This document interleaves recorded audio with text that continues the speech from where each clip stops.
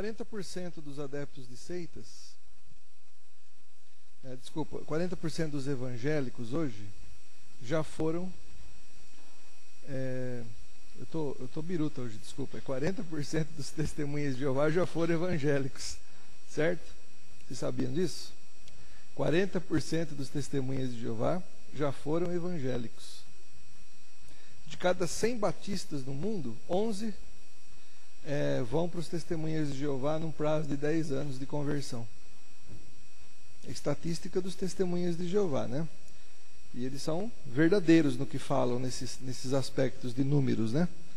E, então é um assunto sério isso, né? Por que muitos debandam, né, para o outro lado? Isso é uma outra palestra, né? Eu deveria criar uma palestra chamada, né, Por que muitos abandonam o caminho, né? O caminho é Jesus Cristo, não é a Igreja Batista. A Igreja Batista não é a única religião verdadeira. Eu nunca criei nisso. Nós não somos a verdade, nós temos a verdade que é Jesus Cristo. Mas a Igreja Batista não é uma igreja perfeita. Não existe perfeição entre os batistas e entre igreja nenhuma. Só Jesus é perfeito. Então, por isso que nós não nos consideramos a única religião verdadeira. Isso é uma palavra que não aparece na Bíblia, religião verdadeira. A Bíblia diz, seja Deus achado verdadeiro, não uma religião. Romanos 3, versículo 3 e 4. Hoje nós iremos aprender como identificamos uma seita. Estão surgindo sempre novos movimentos no meio evangélico. E se dizendo evangélico, inclusive.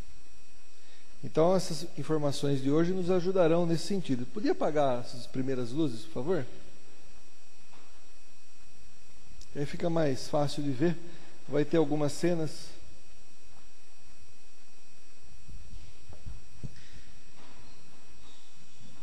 Só as primeiras. Ok. Agora tá bom, né? Muito bem. Irmãos, deixa ele chegar lá. Vamos para o próximo já. Eu vou falar um por um. Ok.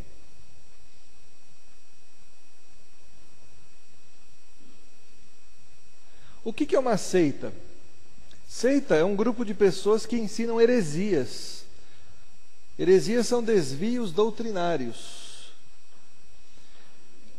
Por exemplo, toda igreja cristã pode ser que haja uma heresia. Uma vez eu fui numa igreja e o pastor disse assim, culto de domingo não venham de vermelho, porque vermelho é a cor do inferno. É uma heresia deles, uma bobagem. Mas era uma igreja séria. É que ele era meio doido, né? Então, uma heresia, né? Mas não fazia a religião uma seita, porque eles têm as mesmas doutrinas que as nossas, as doutrinas bíblicas. Mas dependendo da heresia, basta uma só. Basta uma só heresia para o movimento inteiro ser uma seita. Por exemplo, negar que Jesus é Deus, que Jesus é Salvador, que Jesus morreu por nós. Fazer que nem a LBV diz, né? Que Jesus tinha um corpo fluídico. Ele era meio água. E Maria teve uma ilusão de parto. Pronto, já é uma seita. Porque aí Jesus não veio morrer na carne por nós, né? Então ele era líquido, né? Deve ser por isso que ele andava na água, né? Era mais fácil para ele, né? Já pensou pregar Jesus na cruz, como deve ter sido esquisito, né? Se ele fosse líquido, né? Mas tudo bem. Então, seita é um grupo de pessoas que ensinam heresias. Heresias são desvios doutrinários. Próximo. Por que precisamos estudar seitas, irmãos? Primeiro, para a proteção do rebanho. A Bíblia diz que o Espírito Santo designou pessoas para cuidar do rebanho, porque viriam lobos vorazes e desencaminhariam o rebanho. Então, nós precisamos estar atentos a que tipo de influências negativas estão entrando em nossa igreja. Uma vez numa igreja, uma pessoa começou a falar com outro, daqui a pouco ela levou um grande grupo para aquela seita diabólica chamada Voz da Verdade, que muitos irmãos ouvem CDs dessa porcaria aí. Falei isso para o presidente deles. tal de Carlos Moisés. Você não é cristão. Por quê? Porque ele diz no livrinho dele, que ele escreveu para preparar pessoas para o batismo, que quem crê na Trindade é filho do diabo. E nas músicas deles, eles falam, Jesus, que doce nome, né? É uma maravilha. Ele é o autor dessa música. Então, você vê como eu não vejo nenhum problema nessa música, né? Tem música cristã que não tem problema. Só que o problema é que as músicas do Voz da Verdade dizem que Jesus é o nosso Pai. E Jesus não é o nosso Pai coisa nenhuma. Jesus é Filho de Deus. O Pai é uma pessoa, o Filho é outra. E muitos irmãos não sabem disso. Não estudam esses assuntos. O povo evangélico, diga-se de passagem, está sendo conhecido como ouvintes de CD. Mas você vai basta perguntar, o que você mais tem na sua casa, CD ou livros? Pronto. Né? Segundo ponto, a Bíblia fala em 1 Timóteo 4:1. O Espírito Santo diz, muitos apostatarão da fé, se desviarão da fé, por prestarem atenção a doutrinas de demônios. Então precisamos estar atentos para saber se aquilo que nos é ensinado, se aquilo que as pessoas vêm vender aqui, por exemplo, se eu fosse um herege, vocês teriam condições de dizer que o que eu escrevi nos meus livros não é sã doutrina? Então nós precisamos estudar a palavra de Deus, não são as publicações do Fernando Gale, é a Bíblia. Nós precisamos ter conhecimento dela, para quando lermos uma coisa, falarmos assim, opa, nada disso. Por que o G12 fez um estrago entre os batistas? Porque ele pegou pessoas despreparadas, que foram acreditando em maldições hereditárias, que foram acreditando que se entrasse num quarto escuro e ficasse 1 hora lá no escuro, meditando nos pecados que cometeu e fazendo uma regressão até o ventre da mãe, depois saindo, escreve no papelzinho, que isso eu fiz e gravei tudo, né? Porque eu fui como pesquisador, né? Falei em línguas, tudo só para gravar o que havia acontecido, né? E aí a pessoa escreveu no papel os pecados e jogou numa fogueira. Por que o G12 fez esse estrago? Porque pegou irmãos desprevenidos, que não tinham conhecimento da Bíblia. Onde é que a Bíblia fala que é para escrever pecado em papel? Jesus Cristo morreu por nós. Agora, tem encontros que não fizeram isso. Então tem G12 que agora estão fazendo encontros e não fazem mais isso. Por quê? Porque Paulo Romero, Natanael Rinaldi, Fernandinho Galizinho aqui que está no começo, né? Desceu a lei em cima, em rádio, televisão. Então, o pessoal, os batistas ficaram mais espertos e os próprios membros do G12, organizadores daqueles encontros, passaram a rever muitos conceitos. O encontro que eu fui, entrei dentro de um caixão de defunto, simbolizando que eu estava morrendo para o mundo. Olha a bobagem. Tinha uma cruz assim que eu tinha que deitar no chão e imaginar que eu estava no lugar de Cristo. A Bíblia diz que o sacrifício de Cristo é insubstituível. Eu não tenho que me colocar no lugar de Cristo. É Ele que se colocou no meu lugar. Está vendo? Então tem muita bobagem que está sendo ensinada por aí e que o povo evangélico, né? Basta dizer aquele filho do fogo. Eu já sabia. Essa semana eu fiquei sabendo de outra do cara. Então essas pessoas heréticas que vão às igrejas falando, por exemplo, o outro escreveu lá, a divina revelação do inferno. Foi lá para o inferno, cara. E depois o outro escreveu a divina revelação do céu. Também foi para o céu. Quer dizer, são temas polêmicos, antibíblicos, não tem nada a ver com Bíblia. E a gente precisa ter conhecimento para fazer isso. Então eu sou direto, né? O pessoal fala assim que eu sou muito direto no que eu falo. Eu não tenho medo, não. Eu de vez em quando abaixo o Silas Malafaia em mim, né? E eu meto a lenha mesmo, porque nós não temos que ficar calados com essas porcarias que estão surgindo por aí. E aí o povo evangélico, não conhecendo a sã doutrina, aceita, né, essas coisas, né? E a questão do evangelismo, o apóstolo Paulo fala para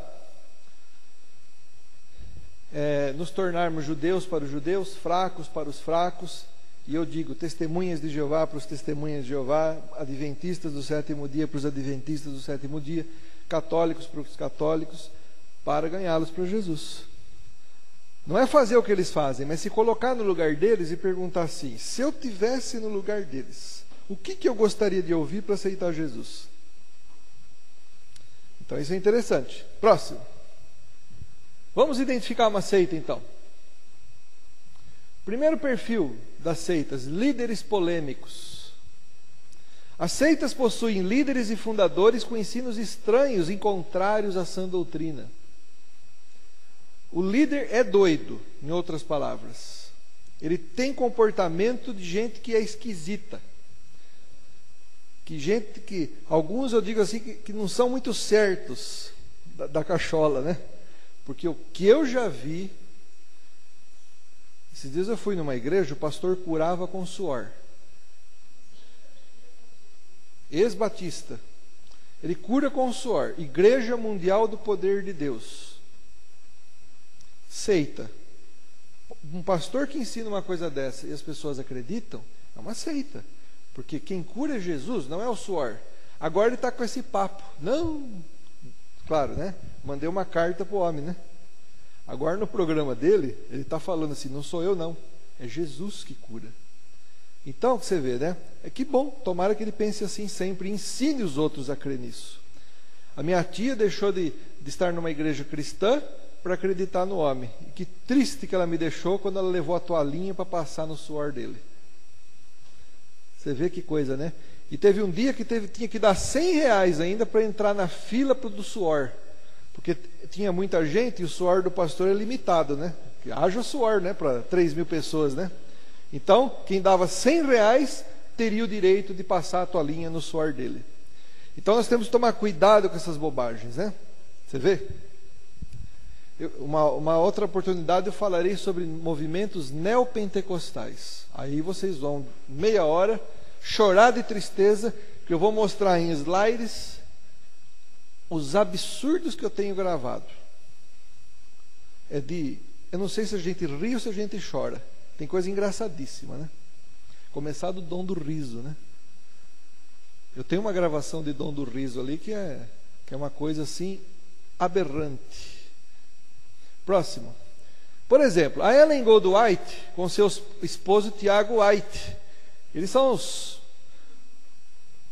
não os fundadores do Adventismo, mas eles continuaram o Adventismo, porque o fundador do Adventismo é um ex-batista.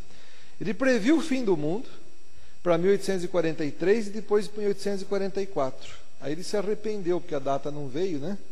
Ele voltou a ser batista e a Ellen Goldwhite continuou com a igreja. Ela fez profecias que jamais se cumpriram. Ela afirmou ter ido a um planeta com 7 luas e lá conversou com Enoque. O Enoque da Bíblia que foi transladado.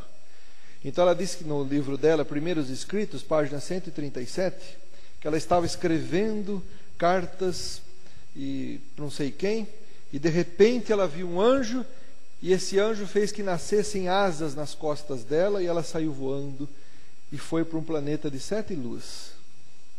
Toda vez que eu vejo a propaganda do Red Bull, eu lembro dela. O povo acredita, porque acha bonito. O povo acha legal. Acha emocionante. O povo gosta do misterioso. E cai nessas bobagens. Aí ela chegou lá, perguntou para o Enoque assim: por que essas pessoas são tão lindas aqui? Não há doença nesse planeta? E aí o Enoque diz assim: é porque aqui, minha irmã Ellen Goldwhite, ninguém pecou, então Jesus não precisou vir morrer por ninguém aqui. É todo mundo perfeito. Quer dizer, uma pessoa que tem conhecimento da Bíblia teria perguntado assim: mas o que o Enoque estava fazendo ali então? Ele era o único fora da raça lá? O único imperfeito? Porque ele morou aqui, né? Então a pessoa que não tem conhecimento da Bíblia cai. Porque é bonito, né? Ter um líder que saiu voando, né? Não é? É emocionante você falar que você segue um líder que saiu asas nas costas dele para voar. Tá? Próximo. A família de Deus, o David Berg. também previu o fim do mundo para 1993. Ele disse que as suas cartas são mais importantes que a Bíblia. E também ensinava, porque já morreu, o sexo livre como um modo de evangelizar. Então, a família de Deus, conhecida como meninos de Deus, eles usam o sexo para levar crianças e jovens para a igreja. Eu conheci um batista que falei assim, ó, me passa informações, né? A moça dessa seita falou assim, olha, eu quero levar você no meu apartamento porque eu vou mostrar para você o que é o amor de Deus.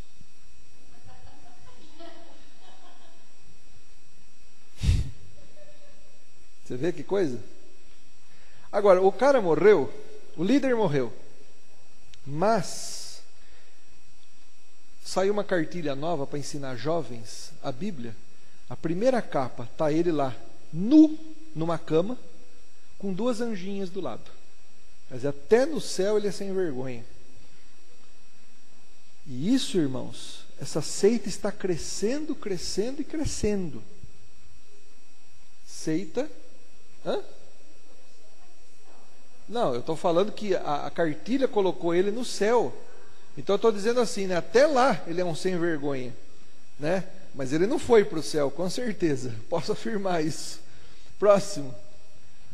Associação do Espírito Santo para a unificação do cristianismo mundial. É a seita do Reverendo Moon. Essa seita é um absurdo, né? Ela ensina que Eva fornicou com Satanás. Diz que o homem pode ser um Deus. Ele afirma ter escrito seu livro, a Bíblia deles. Então eles têm a própria Bíblia, do Reverendo Moon. Com a ajuda de Moisés, Buda, Jesus, Deus e etc. Você vê? São líderes polêmicos. Próximo. A Igreja de Jesus Cristo dos Santos dos Últimos Dias, o mormonismo. O Joseph Smith Jr., está vendo ali aquele homem de branco? Aquele ali é o anjo Moroni. Segundo os mormons, apareceu para o profeta Joseph Smith e disse assim, Joseph, 18 aninhos ele tinha, Joseph, todas as religiões estão erradas, a Bíblia deles está errada, vem aqui que eu vou te dar uma Bíblia de verdade para você. Está vendo? E o povo acredita. Tá?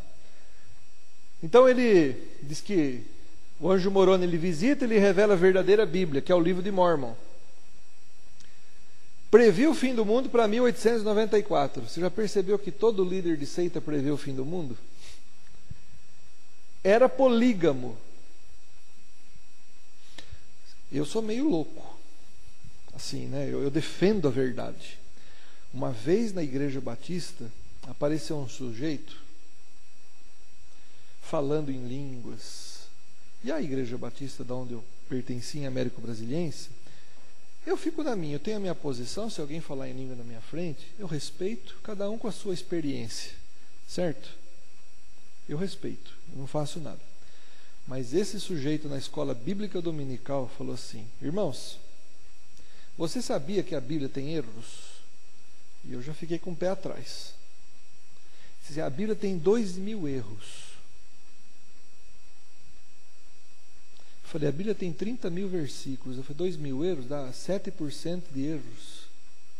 7% da Bíblia está errada. Eu mandei um bilhetinho para ele e falei assim, eu era o responsável pelo culto porque o pastor saiu, né? Eu falei, para. Por favor. Ele olhou para mim e falei, para. Ele parou, sentou e aí eu continuei a palestra dele, para não ficar feio. Então, eu defendo a adoração verdadeira, eu tenho coragem, porque eu nasci para isso, entendeu? É um dom que Deus me deu, de defender a adoração verdadeira. Claro que eu fiz isso porque eu estava na igreja que eu pertencia. Se isso tivesse acontecido aqui, eu ia ficar quietinho, né? Entendeu? Porque a gente tem que ter ética, né? Mas a gente tem que ter coragem, tem que saber discernir. Uma pessoa, um pastor que diz que a Bíblia tem 2.000 erros, é um absurdo, isso é uma heresia. A Bíblia é perfeita, não tem erros. Tem coisas difíceis de se entender, mas ela não tem erros. Apenas, né, pelo fato de ser a palavra de Deus, né? O espiritismo kardecista, o Hipólito Leão de Nizar de Rivel, o Allan Kardec, ele ensina a reencarnação. Então ele diz assim, que não precisa Jesus ter morrido por nós. A gente mesmo vai ganhar a nossa própria salvação, reencarnando várias vezes, né? Ontem vocês perderam uma palestra sobre Espiritismo, tinha 12 pessoas, né? Oi? Ele nega o sacrifício expiatório de Jesus e ensina em seus livros que a Bíblia foi alterada, então tornando ele um líder polêmico, né? Próximo. E o Testemunha de Jeová? O fundador previu o Armagedon para 1914, se vestiu de branco em 1º de outubro, porque achava que ele ia ser arrebatado. E a igreja também.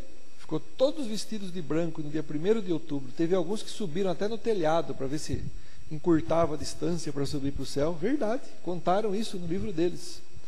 Aí depois ele achou que ia vir em 1915, mas também não veio. Ele negou a divindade de Cristo e foi acusado de adultério pela própria esposa. Então você já vê, né, que não começa bem o movimento Testemunhas de Jeová, que na época era o nome Estudantes Internacionais da Bíblia. Próximo. Segundo perfil da seita. A Bíblia é a verdade, só que tem que ter os livros da seita. Aí sim é a verdade. Então a Bíblia sozinha não é suficiente. Os livros que eles escrevem, sem eles você não consegue entender a Bíblia. Entendeu? Vamos ver um exemplo aí. Olha só, a Ellen Goldwhite. Isso aqui é uma foto nova, publicada pelo novo CD da seita adventista do sétimo dia, que mostra a Ellen Goldwhite recebendo o Espírito Santo de Deus para escrever os livros dela. Essa luz que está vindo nela é uma luz que aparece de repente e ilumina a Ellen Goldwhite para escrever os livros dela. Vocês sabem quantos livros a Ellen Goldwhite escreveu? 66. O mesmo número de livros da Bíblia. Agora eu vou contar uma fofoca para ela. Você sabe quem foi que escreveu os livros dela? Foi o marido dela. Ela não escreveu nenhum. Todos eles foram escritos pelo marido dela. Já se provou isso. E tem outra coisa. Muitas das coisas que o marido dela escreveu em nome dela são cópias de livros 100 a 200 anos antes deles. E muitas das profecias da Ellen Goldwhite foram xerox, cópias de profecias antigas, já escritas por outros pensadores que abandonaram as igrejas batistas, presbiterianas e assim por diante. Então você vê que o assunto é sério. Mas olha o que eles dizem sobre os livros da Ellen Goldwhite. Cremos que Ellen White foi inspirada pelo Espírito Santo de Deus e seus escritos o produto dessa inspiração. Negamos que a qualidade ou o grau da inspiração dos escritos de Ellen White sejam diferentes dos encontrados nas Escrituras. Ou seja, o mesmo grau de inspiração que o apóstolo Paulo teve para escrever a Bíblia, a Ellen Goldwhite teve para escrever os livros dela. Agora leia os livros dela para você ver. Ela previu que em 1912 a Inglaterra invadiria os Estados Unidos. Isso não aconteceu. E outras profecias falsas que jamais se cumpriram. Então, tá aí, né? Os testemunhas de Jeová também, olha. Aquela mão é a mão de Jeová, segurando a sede mundial deles nas mãos. Daí saem livros que vão até o Salão do Reino e as pessoas saem vendendo a revista Sentinela e Despertai na mão. Quer dizer, tudo vem de quem? De Jeová. E eles dizem assim, ó. Mas Jeová, Deus, proveu também a sua organização visível, seu escravo fiel e discreto. A menos que estejamos em contato com este canal de comunicação. Esse canal de comunicação são os líderes deles.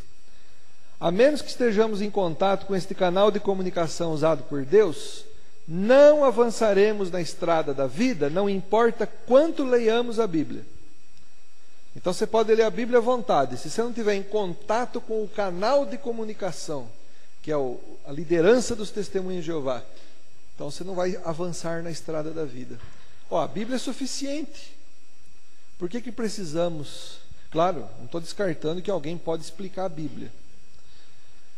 Mas eu posso ser salvo só por aceitar Jesus, mesmo não entendendo certas passagens da Bíblia. Você acha que a gente entende 100% a Bíblia? Possível, né? Eu acho que a gente não entende nem 5% da Bíblia. Próximo. O espiritismo kardecista rebaixa a Bíblia. Diz assim, ó: nem a Bíblia prova coisa alguma.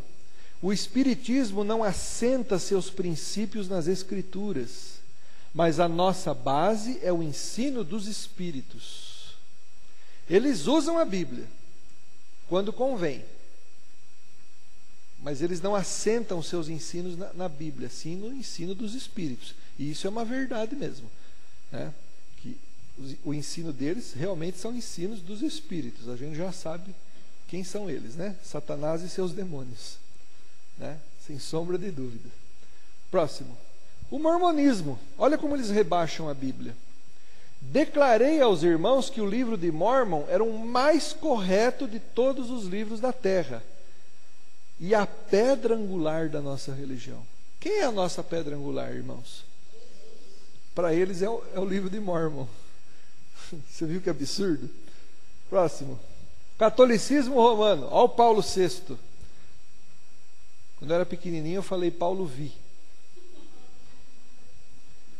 Ele diz assim, olha: a sagrada tradição transmite integralmente aos sucessores dos apóstolos a palavra de Deus confiada por Cristo Senhor e pelo Espírito Santo aos apóstolos, para que, sob a luz do Espírito da verdade, eles, em sua pregação, fielmente a conservem. Conservar o quê?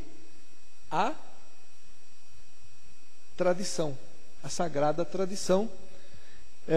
A conserve, exponham e difundam. O que é a tradição católica? É um conjunto de crenças orais que foram passadas de pai para filho, que não estão escritas na Bíblia, mas que eles dizem que são a verdade. Por exemplo, que Maria subiu para o céu em carne e osso. É uma tradição que surgiu no século III. O catolicismo adotou isso no século IV.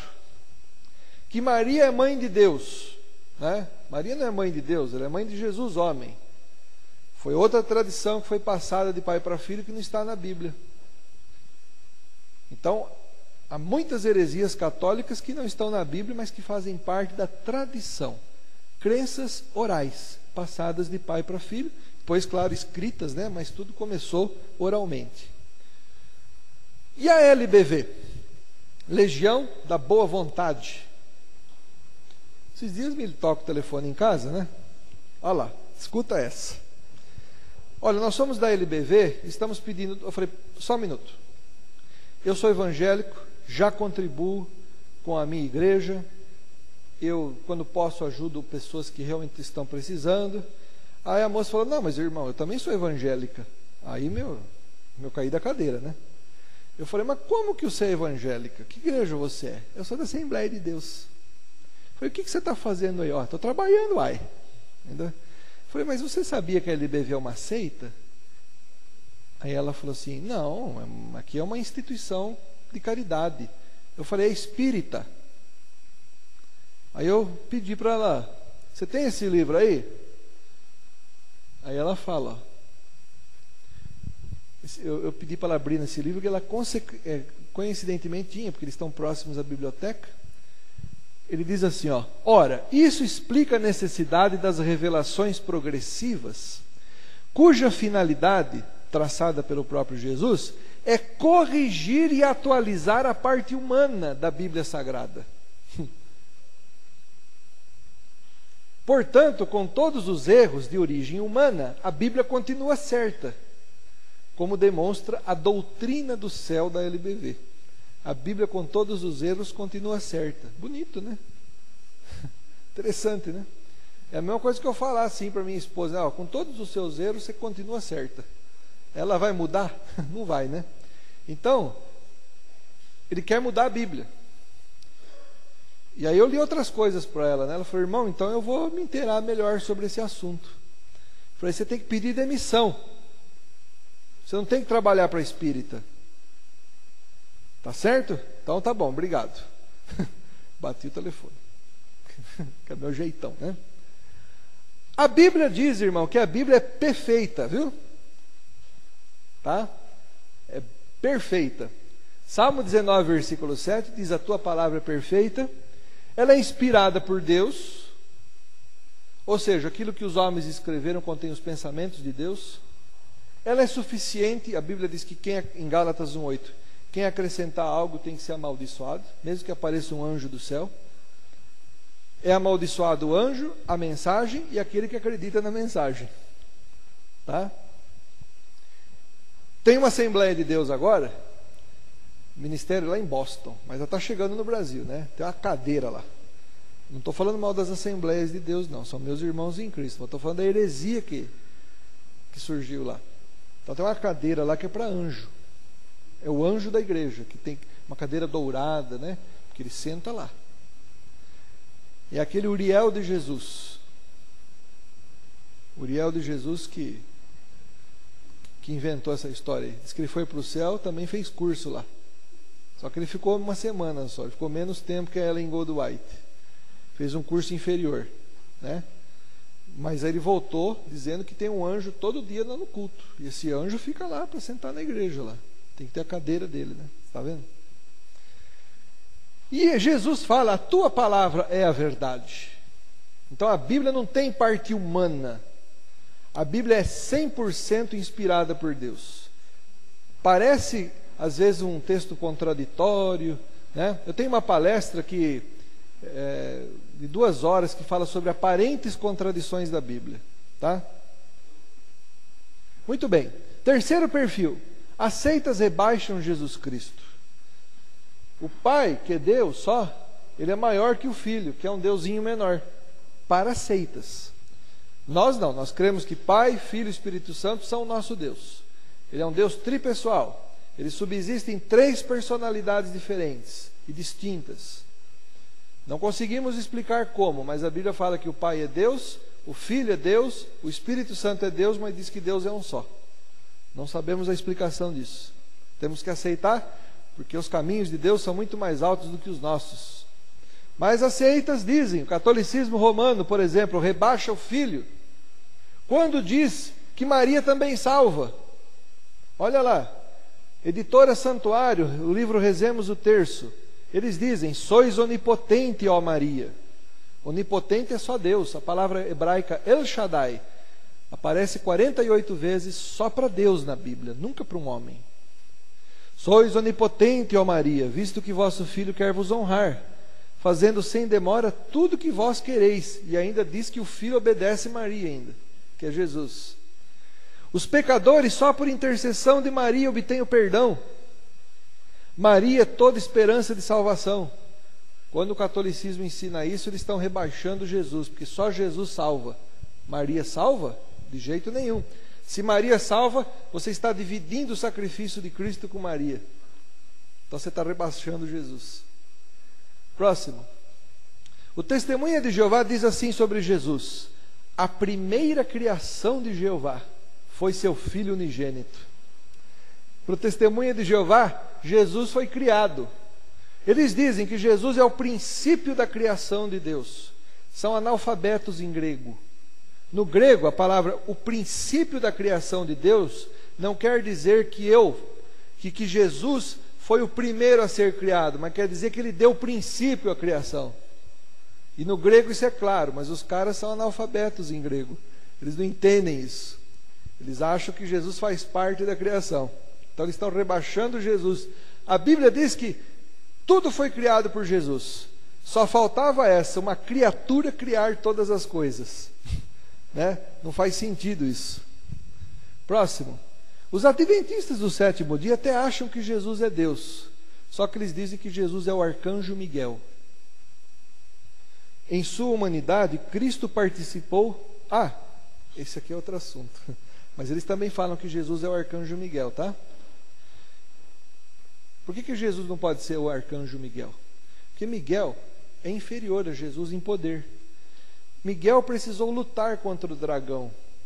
Houve uma guerra no céu. Miguel e seus anjos contra Satanás e seus anjos. Você acha que se Jesus tivesse guerreado contra Satanás e seus anjos, precisava ter guerra? Jesus só falava: vai, te cai fora daqui. foi assim aqui na terra, não ia ser lá no céu? A Bíblia diz que Satanás e Miguel brigaram por causa do corpo de Moisés. Você acha que ia precisar ter briga se fosse Satanás? Isso é uma covardia, né? Com Jesus. Então, mas tudo bem. Olha o que os adventistas falam sobre Jesus. Aqui na terra, de Jesus como homem. Em sua humanidade, Cristo participou de nossa natureza pecaminosa caída. De sua parte humana, Cristo herdou exatamente o que herda todo filho de Adão, uma natureza pecaminosa. Para o adventista, Jesus assimilou a imperfeição, porque só assim ele poderia pagar os pecados da humanidade, vivendo a natureza caída. Embora ele não tenha pecado, mas ele nasceu debaixo desse pecado, dessa natureza humana decaída. Isso é um absurdo. Deus, quando queria um sacrifício, ele pedia um cordeiro perfeito, sem defeito. Se Jesus tivesse a semelhança decaída do pecado, ele não poderia ser sacrifício para os nossos pecados, né?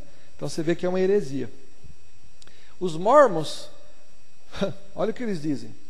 As revelações modernas nos ensinam que o Pai e o Filho têm corpos tangíveis de carne e ossos. Para o mormon, o Pai e o Filho vivem no céu em carne e osso. E a Bíblia diz que Deus é? Você vê, eu não sei como é que tem evangelho que vira mormon. Esses dias eu encontrei um diácono, um ex-diácono batista na internet que foi para os mormons, lá de Campinas. Eu perguntei para ele, você já está acreditando que Jesus é carne e osso? Ele falou, claro. Né? Fazer o quê, né? E o Jesus do Espiritismo? Olha o que eles dizem. Se Jesus, ao morrer, entrega sua alma às mãos de Deus, é que ele tinha uma alma distinta de Deus, submissa a Deus. Logo, ele não era Deus. Quando Jesus fala assim, Pai, em tuas mãos entrego o meu espírito. Aqui eles dizem que Jesus entregou a sua alma a quem? A Deus.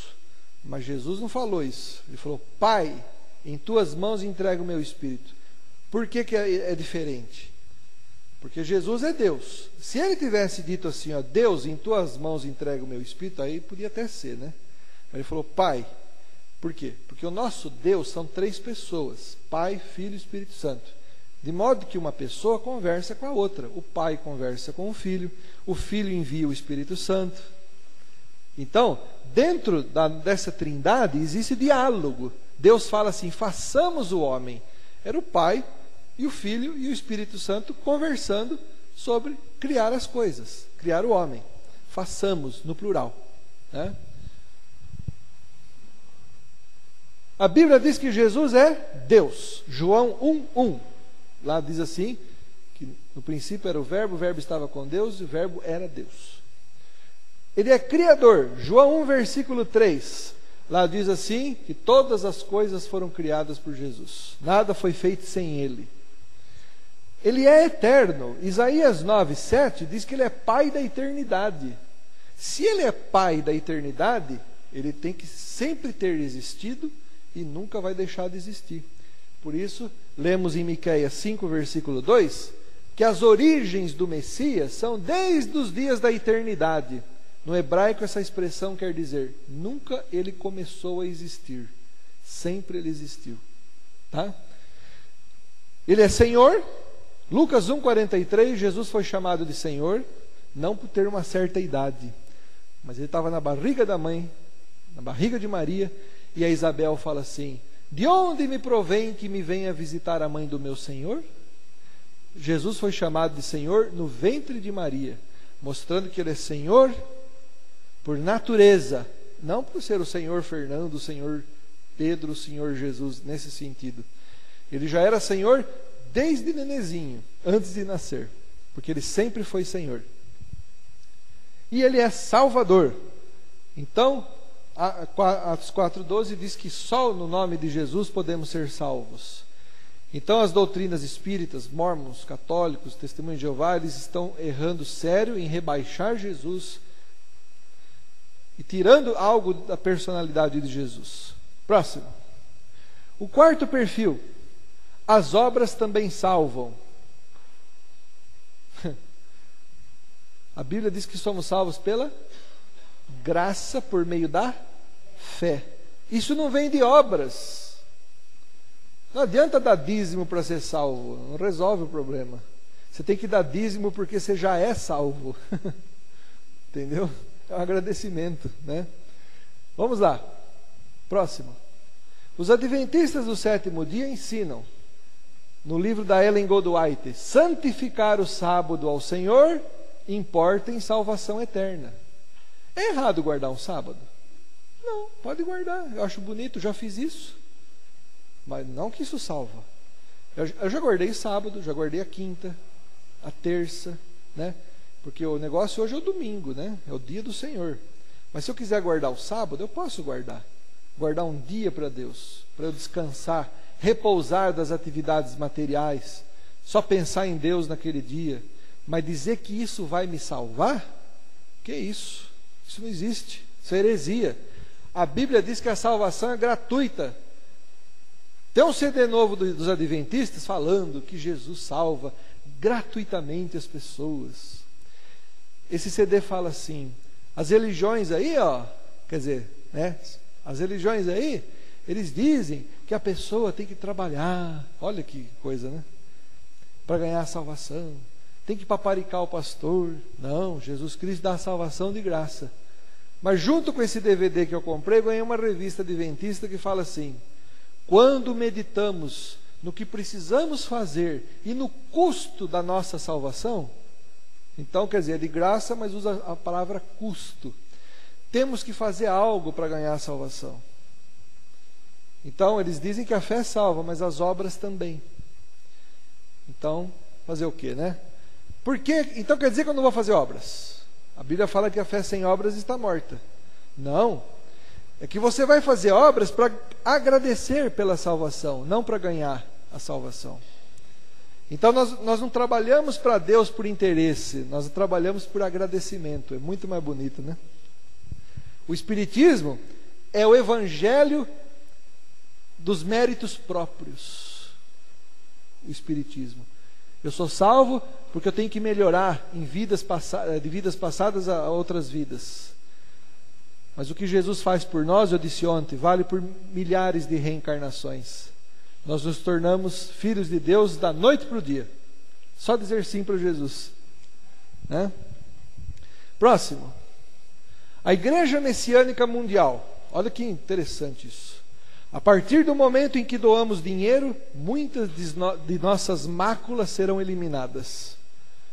Então você tem que dar dinheiro para suas máculas. É o termo que eles usam para pecado ali. Próximo. Espírita kardecista. Quando Jesus disse ao jovem que o interrogou sobre os meios de ganhar a vida eterna, Jesus fala assim, desfazei-vos de todos os vossos bens e segui-me. Eis o que Jesus quis demonstrar. Era uma aplicação do princípio, fora da caridade não há salvação. Claro, você tem que ter amor, né? Mas o amor é uma consequência da verdadeira fé. Quem tem fé de verdade demonstra amor. Agora dizer que fora da caridade não há salvação é uma heresia. Por quê? Porque é fora da graça que não há salvação e não fora da caridade. E quem tem a graça de Deus demonstra caridade. A caridade é uma consequência da graça de Deus na sua vida. Tá? Próximo. Testemunhas de Jeová. Temos que trabalhar arduamente para Jeová, a fim de ganharmos a salvação. Por isso que eles saem de casa em casa. Tá? Eles vão até a sua casa e você tem que ajudar eles a se salvar ainda. É? Então você tem que evangelizá-los. Próximo. A Bíblia diz, as obras não salvam, somos salvos pela graça por meio da fé, Efésios 2:8, e ninguém deve ser julgado pela observância do sábado. Isso é para os adventistas. Então não é, se você não guarda o sábado, isso não tira o mérito da salvação de Cristo na sua vida, tá? Mas não sou contra guardar o sábado. Quem quiser guardar, pode guardar. Próximo. Estamos terminando já, hein? Quinto e último perfil. Jesus é o caminho e nós o atalho. é o exclusivismo. Só eles são certos. É uma característica da seita. Então, próximo. Os testemunhas de Jeová dizem: é somente lógico que haja uma só religião verdadeira. A Bíblia diz que existe realmente uma só fé. É a fé em Cristo, não religião. Quem então são os que formam o corpo de verdadeiros adoradores hoje? Não hesitamos em dizer que são as testemunhas de Jeová. Então, eles dizem que só eles são os verdadeiros adoradores. A gente não é verdadeiro adorador. Próximo. O catolicismo romano. O Papa João Paulo II disse: a Igreja Católica é como a arca de Noé. Fora dela não há salvação. Né? Eu queria saber quem é o Noé para ele. Próximo. Os adventistas do sétimo dia dizem assim, ó: não podemos ir para outra organização, porque isso significa apostasia da verdade. Quer dizer, eles são a verdade. Você vai para outra organização, você apostatou da verdade. Mas eles vêm cantar nas nossas igrejas, né? Por que eles não deixam a gente cantar lá? Que absurdo saber que às vezes tem pastores que chamam adventistas para cantar dentro das nossas igrejas.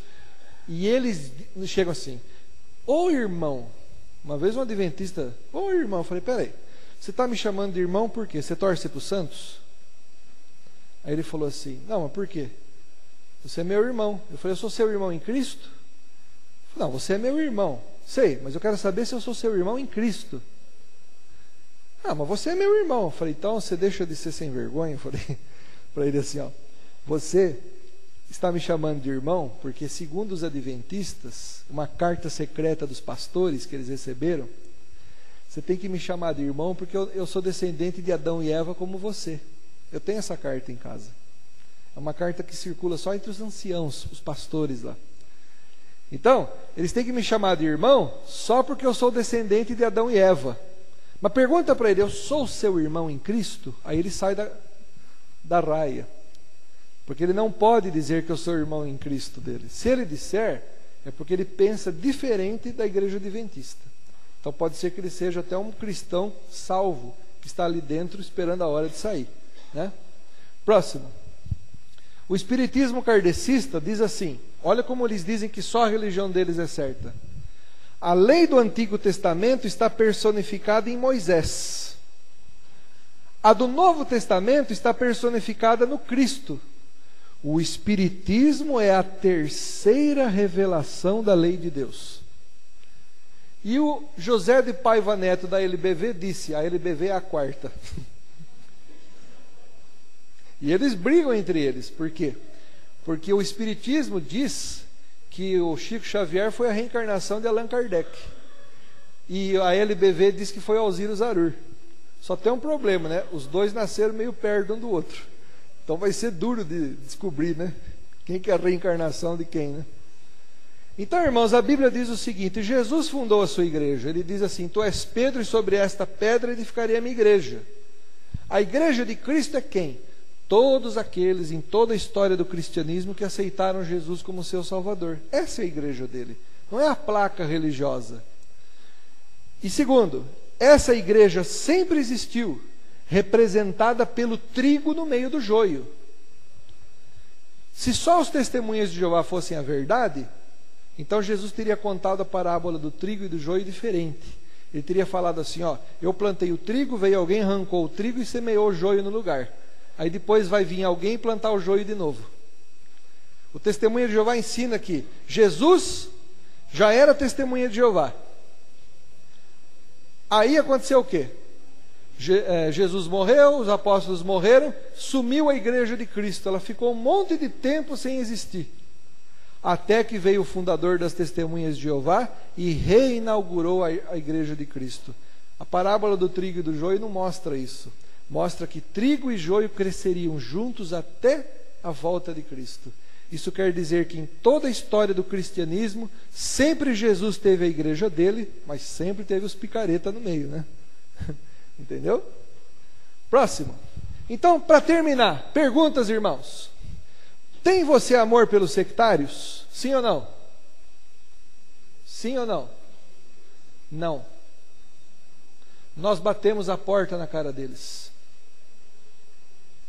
Nós dizemos assim: eu corro de testemunha de Jeová porque eu não estou preparado para eles. Precisamos nos preparar. Os livros que eu escrevi e que vocês, alguns só compraram, é um dos que ajudam os irmãos a adquirir conhecimento de como evangelizar os adeptos de seitas.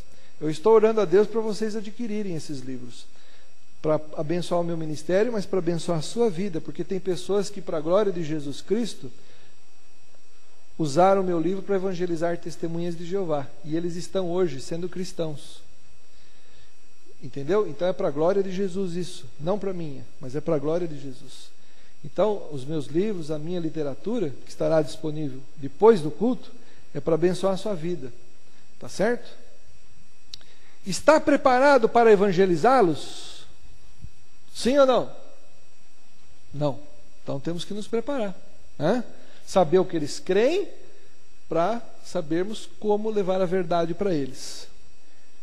E o ponto 3. Quer fazer pela verdade o que as seitas fazem pela mentira? Tem maior exemplo, irmãos, de caridade do que os espíritas? Não tem. Tem maior exemplo de pregar de casa em casa como os testemunhos de Jeová? Não tem. Tem maior exemplo do que orar 10, 15 terços, que nem eu fazia quando eu era católico? Eu rezava 10 terços por dia? Não tem, né?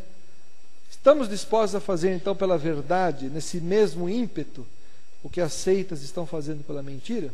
Então, que essa mensagem possa ajudar os irmãos a sentirem-se interessados por esse assunto, né? E que vocês possam estar conhecendo então o meu trabalho melhor. Hoje eu fiquei ali com os livros. Todo mundo que saiu, 4 pessoas chegaram até mim para olhar o meu material, e eu fiquei chateado. Tá certo? Então eu queria que vocês conhecessem o material, tá? E se não fossem comprar agora, comprassem depois, porque ele é para vocês aprender a evangelizar pessoas, tá bom? Que Deus esteja abençoando os irmãos. À noite teremos a mensagem, o inigualável nome de Jesus. Obrigado. Cerrado.